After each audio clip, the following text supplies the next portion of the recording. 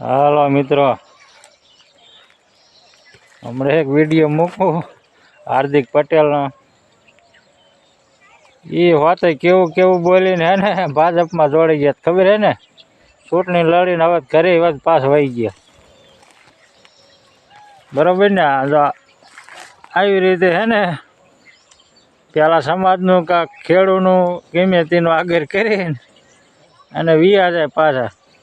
લગભગ ને હતા જેટલા જે બોલીને ગયા હે ને 2-3 નેતા એવા હે, બીજાને ખંભે બંદૂક રાખીને ફોડીને અને ભાજપમાં જોડાણ હાલ કે નહીં. 2-3 નેતા એવા હે કે નહીં. જો હાર્દિક પટેલ હોતે ભાજપમાં, પછી આપણા રાજુભાઈ હવે ખેડૂત નામમાં હતા ત્યારે એ ભાજપમાં જોડાઈ ગયા. ખેડૂત માટે લડાઈ લડતા ભાજપમાં જોડાણા, એટલે એ હવે તો કેવું હે ને ભાજપ ખેડૂત કામ કરે છે એ ખબર, બરોબર? પછી આમ અલ્પેશ ઠાકોર એટલે આ બધા હે ને જોડાઈ ગયા ભાજપમાં. એ કોંગ્રેસમાં તે ભાજપમાં ફેરવી નાખી, એટલે આમ ફેરવી નાખે, બરોબર? એ હાર્દિક પટેલના વિડીયો મૂકવો એટલે કેવું બોલતો ખબર પડે. પછી એક દાદા હે ને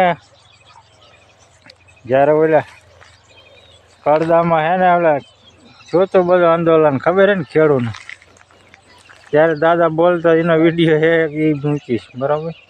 રાજુભાઈને શું કે ખેડૂત માટે કેમ કામ કરશે કે નહીં કરે હોય ખબર પડે. હો દાદાને હોત ખબર છે, બરાબર ને? એનો વિડીયો મૂકું પહેલાં એને હાર્દિક પટેલનો મોકલે, જોવો એટલે કેવું બોલે ને એ ભાજપમાં જોડે જાય, જોવો. માતા અમિત શાહ જેવા ગુંડા અને લુખાડી ભારતીય જનતા પાર્ટીમાં આપણે નથી. એ આપણી મા બહેનો પર અત્યાચાર કરે, એ આપણા 14 યુવાનોની હત્યા કરી નાખે અને હજુ આપણને એનો મોહ નથી છૂટતો. અરે શરમ કરો, એના ખોળામાં બેસી જાઓ. આના કરતા સમાજ છોડીને આની ભેગા જતા રહો, બધું કામ પતે. જોયું ને, એને એટલું બધું બોલે અને એને તો એનું કામ પતાવી લીધું, સમજી ગયા ને? એટલે આમ જ છે બધું, કામ પતાવી લે. હું બીજાને ખંભે ઊંચું દઈને કરીને કામ પતાવી લેવાનું. પછી પબ્લિક ભલે હેરાન જ્યાં રાખે, બરોબર? હવે છે ને વણ તો એને 3 પાર્ટી હે, કોણ જીતે છે એ ખબર. બાકી બગડાટી હારી બોલે એટલી ખબર હે આપણને કે નહીં. આમ આદમી એટલી બાર કરે હે, કોંગ્રેસ બાર કરે હે અને ભાજપ બાર કરે. ભાજપ તો કરે જ, એને જાણે સત્તા હે એટલે આમથી બાર કરે. પણ મને એમ એક આમ આદમીને હે ને કોંગ્રેસ નડશે ધરે, મને એવું લાગે.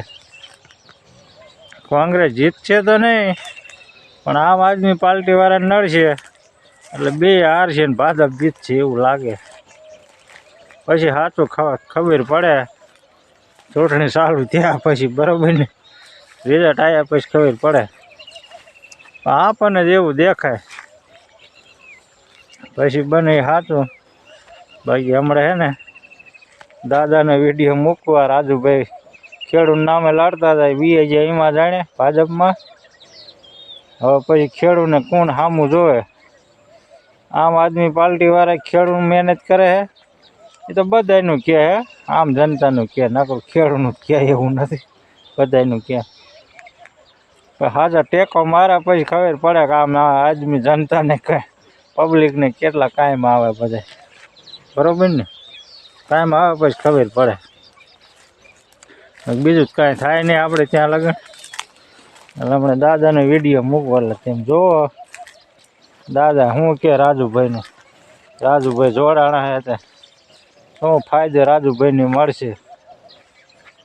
જીતે તો સારું ને, રાજુભાઈ હેરાન છે. પેલા જોવો. મારું નામ વાળા ભરતજી પોપટભા, ખેડૂત આગેવાન અને સામાજિક કાર્યકર. અત્યારે જે ગુજરાતમાં જેનું નામ હતું અને આમ આદમી પાર્ટીમાંથી રાજીનામું આપી અને ખેડૂત માટે લડવાની એક હૈયા ધારણા આપતા હતા, એ રાજુભાઈ કરપડાએ આજે ભાજપનો ખેસ ધારણ કર્યો, પણ રાજુભાઈ કરપડા મારા નાના ભાઈ સમાન છે.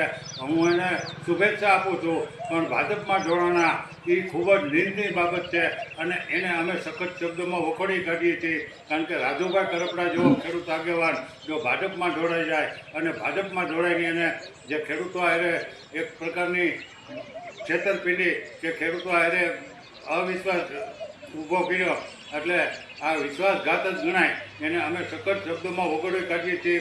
રાજુભાઈ જ્યાં હોય ત્યાં ખેડૂતોનું કામ કરશું એવી ખાતરી આપતા હતા, પણ ભાજપમાં રહી અને ખેડૂતોનું કામ થઈ શકે એવો મારો 35 વર્ષનો અનુભવમાં ક્યાંય જોવા મળ્યું નથી.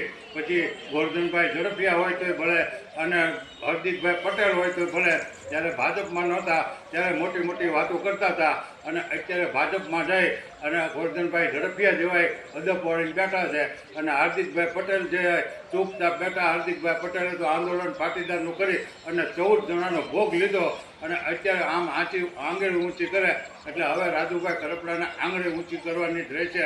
અને જે મોટી મોટી વાતો કરતા હતા, આખા ગુજરાતના ખેડૂતોને ભલામણ તમારી ઉપર ભરોસો હતો અને તમે બીજા ખેડૂત આગેવાનોને પણ હેઠું જોવું પડ્યું એવું તમે કામ કર્યું. એટલે એને અમે આ તો ગોપાલભાઈ ઇટાલિયા અને મનોજભાઈના વખાણ કરવા પડે એવી તમે પરિસ્થિતિ ઊભી કરી. તમારી કરતાં તો કનુભાઈ કળસરિયા મરદના દીકરો કહેવાય કે ભાજપમાં રહી અને અમારા મહુવાના લોકો માટે એને ભાજપ પોતાની ધારાસભ્ય પદ છોડી દીધું અને આજની તારીખ પર 25 વર્ષમાં ભાજપની સામું નથી જોયું અને આજે પણ ભાજપ માટે લડે છે.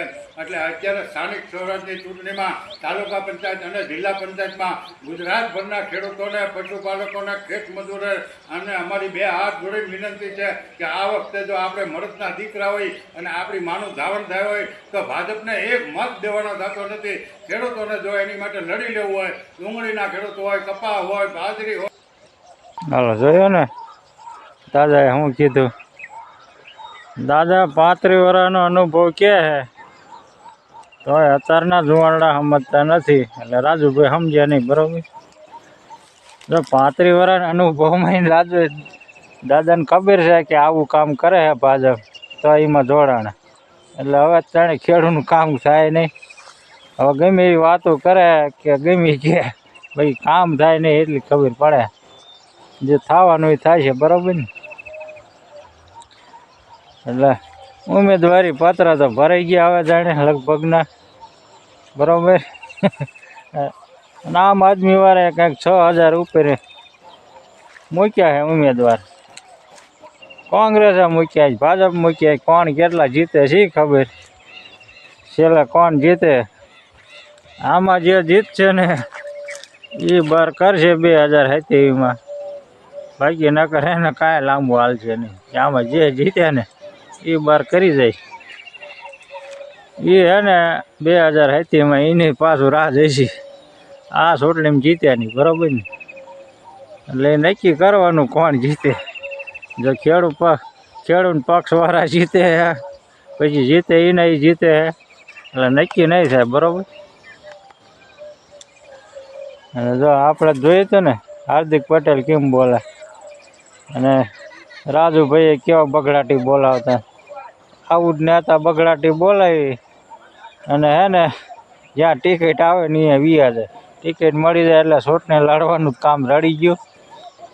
જીતે તો ભલે, ન જીતે તો ભલે, ઘરના જાય નહીં. કામ થઈ ગયું. ટિકિટ મળેલું કામ થઈ ગયું. અપક્ષમાં હવે વધારે ખર્ચો થાય. ટિકિટ મળીને ન વાંધો આવે. બરાબર ને? ચૂંટણી લડવા એટલા જ પૈસા દે જ. એટલે આમાં એવું હોય છે. હવે ખેડૂતનું થાય કે ન થાય કામ, હવે ખેડૂત જોવાનું છે. હશે ને મિત્રો? થાય તો સારું, જો એકાદ સારી પાર્ટી જીતે અને કાંઈક ફેર થાય સારું. ને બાકી તો આપણે શું પાણી બાણી વારવાનું અને 400 ઘઉં વેચીને મજા કરવાની. બરાબર ને? બીજું કાંઈ લાંબુ તો હાલે ને. તેલના ડબ્બાના 2500 દેવાના અને કપાના 1200 દેવાના. એટલે આપણે એમાં છે ને કાંઈ વધવા નહીં. ખાઈ પીને મજા કરવાની. લાંબુ કાંઈ હાલશે નહીં આપણે. શું આવું ને વાયલું જાય તે હારવાળો.